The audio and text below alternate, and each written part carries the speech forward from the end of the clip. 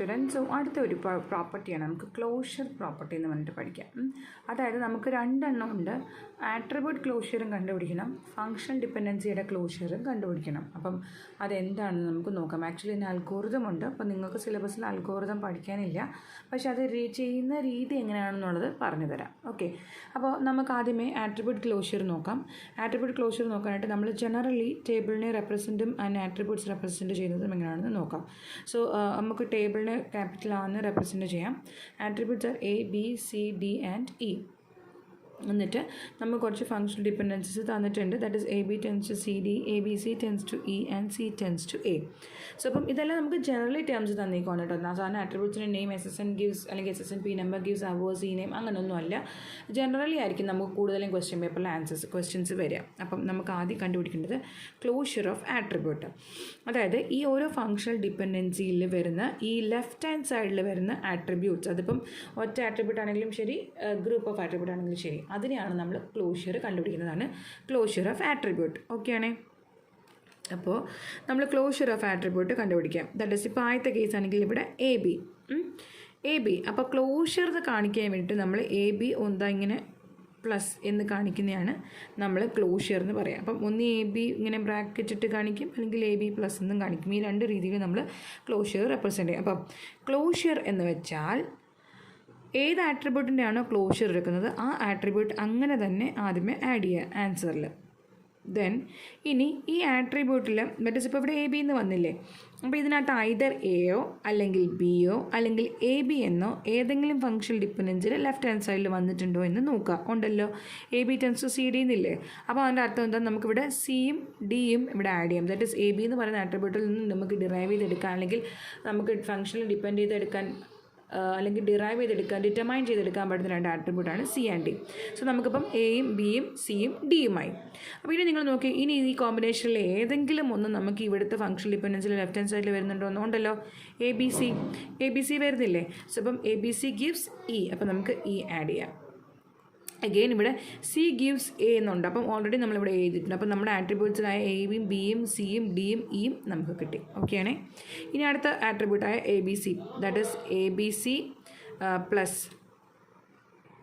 So അപ്പം ഇവിടെ A B C plus. Okay, അപ്പോൾ ഞാൻ എന്താ പറഞ്ഞത്, ആദ്യമേ എ ബി സി അങ്ങനെ തന്നെ ആഡ് ചെയ്യാം. സോ ഇതിനകത്ത് ഏതെങ്കിലും കോമ്പിനേഷൻ ഇങ്ങോട്ട്, അപ്പോൾ A B C gives E തന്നെയുണ്ട്, അപ്പോൾ ആ ഇ നമുക്ക് അങ്ങനെ ആദ്യമേ ആഡ് ചെയ്യാം. വെറാസ് A B gives C D, അപ്പോൾ സി ഓൾറെഡി ഇവിടെ ആഡ് ചെയ്തിട്ട് നമുക്കിവിടെ ഡി ആഡ് ചെയ്താൽ മതി. സി ഗിവ്സ് എ ഇവിടെ ഉണ്ട്, പക്ഷേ ഓൾറെഡി വന്നു. അപ്പം A B C D E ആയി. ഇനി അടുത്തത് സി. സോ സി പ്ലസിനകത്ത് അപ്പോൾ നമ്മൾ ആദ്യം ആഡ് ചെയ്യേണ്ടത് എന്താ, C. Then C gives A.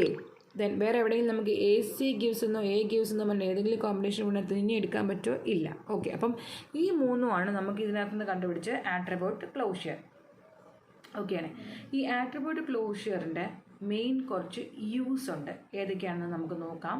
അതായത് ഇപ്പോൾ നോക്കിയേ, ഇവിടെ എ ബി പ്ലസ് എടുത്തപ്പോഴും എ ബി സി പ്ലസ് എടുത്തപ്പോഴും നമുക്ക് എല്ലാ ആട്രിബ്യൂട്ട്സിനെയും നമുക്കിവിടെ ഡിറൈവ് ചെയ്തെടുക്കാൻ പറ്റി. ആണോ?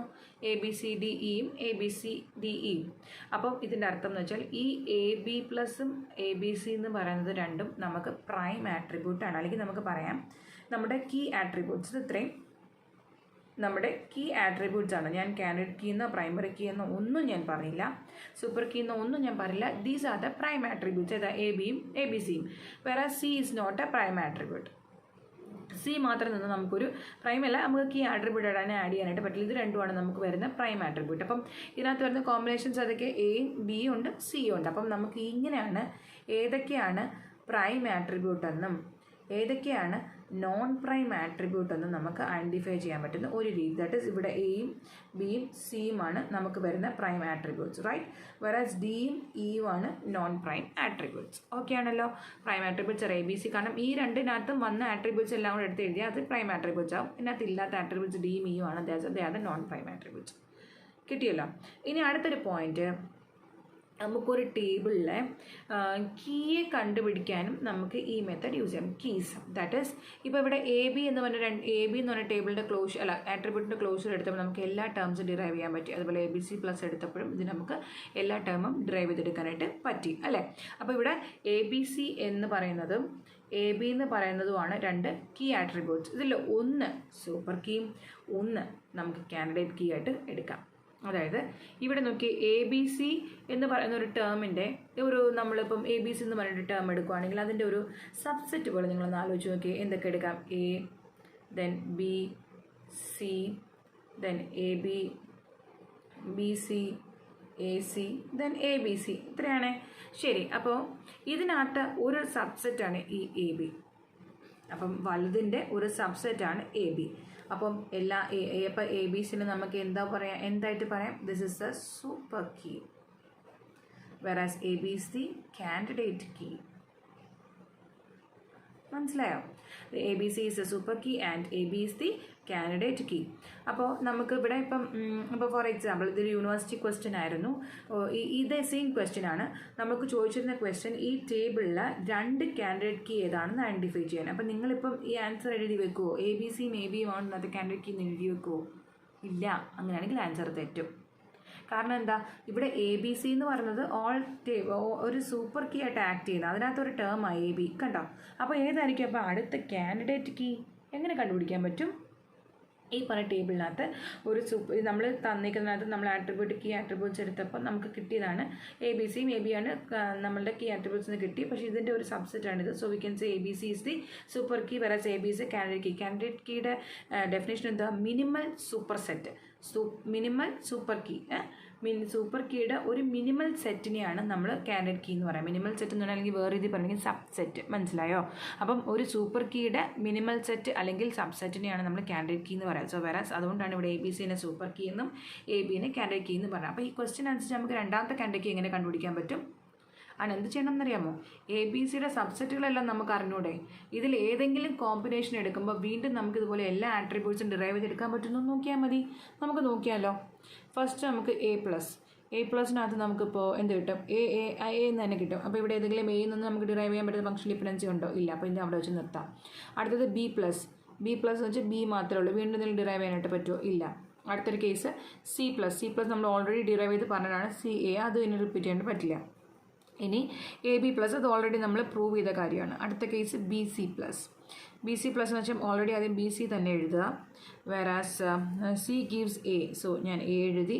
വെറാസ് A B gives C D, then A B C gives E. Full ടേമും കിട്ടി. അടുത്തത് എ സി, ദാറ്റ് ഈസ്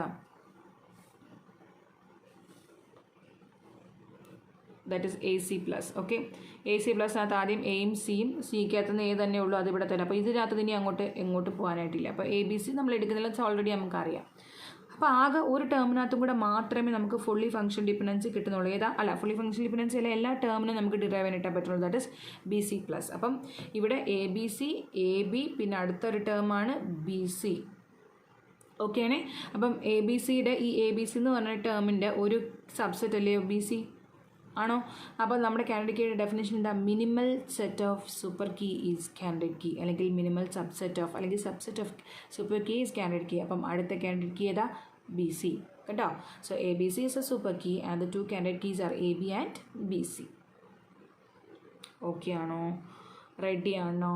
ഇനി ഈ സാധാരണഗതിയിൽ ഈ ക്വസ്റ്റ്യൻ നമുക്ക് ചോദിച്ചതെന്ന് വെച്ചാൽ നമുക്ക് ക്വസ്റ്റ്യൻ ഇവിടെ ചോദിച്ചത് സെക്കൻഡ് നോർമൽ ഫോം, ഈ തന്നേക്കുന്ന ടേബിൾ ഒരു സെക്കൻഡ് നോർമൽ ഫോം ആണോ ഇല്ലയോ? ആണെങ്കിൽ നമുക്ക് എന്ത് ചെയ്യാൻ പറ്റും, എങ്ങനെ നമുക്ക് ചെയ്യാനായിട്ട് പറ്റും എന്നാണ്. അപ്പോൾ നമ്മുടെ സെക്കൻഡ് നോർമൽ ഫോമിൻ്റെ കോൺസെപ്റ്റ് എങ്ങനെയാണ്?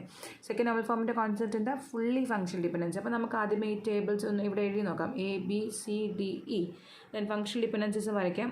A B gives C and D, ആദ്യത്തെ function dependency. Second function dependency A ബിയും സിയും കൂടെ ചേർന്നിട്ട് എന്ത് തരും? E. This is a function dependency 2 and the third dependency is C gives A അല്ലേ? C gives A. This is a function dependency 3. അപ്പം നമ്മുടെ ഫംഗ്ഷൻ ഡിപെൻഡൻസി ഏതായിരുന്നു? ഫുള്ളി ഫംഗ്ഷണൽ ഡിപെൻഡൻസി ആയിരിക്കണം. അപ്പം അത് ഫുള്ളി ഫംഗ്ഷണൽ ഡിപെൻഡൻസി വെച്ചാൽ നമ്മളെ കീ ആട്രിബ്യൂട്ട്സ് ഏതൊക്കെയാണ്?